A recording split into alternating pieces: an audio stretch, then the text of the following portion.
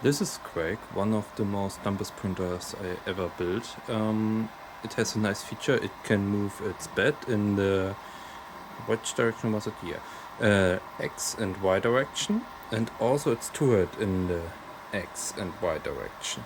And it does it in a way so if you say, hey, move in X, so the printpad will move half the length and the printhead will move the other way.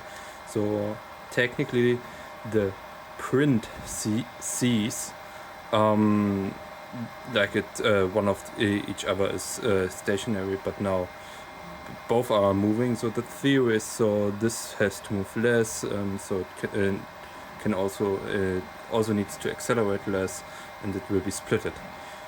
But you also get yeah, more problems with a setup like this. So you have the resonances from the print bed and the resonances of the turret, and everything is weird.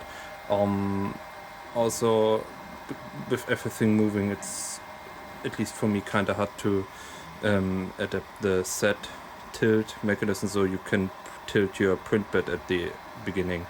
But I mean, for first try, it's perfectly working. It's using the new Clipper generic Cartesian system, so I can just say, yeah, if this moves, this will also move, and I can also home each axis individually, which is done here simply by TSMC driver, so it will bump into a wall and it's finished.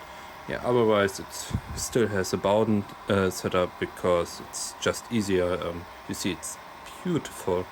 And yeah, the idea was to make it more compact. I will zoom out a little bit. You see my polar printer, much more compact than this one. I would say, yeah, it's not a fail. It's interesting, but it needs a little bit more work. But it's working.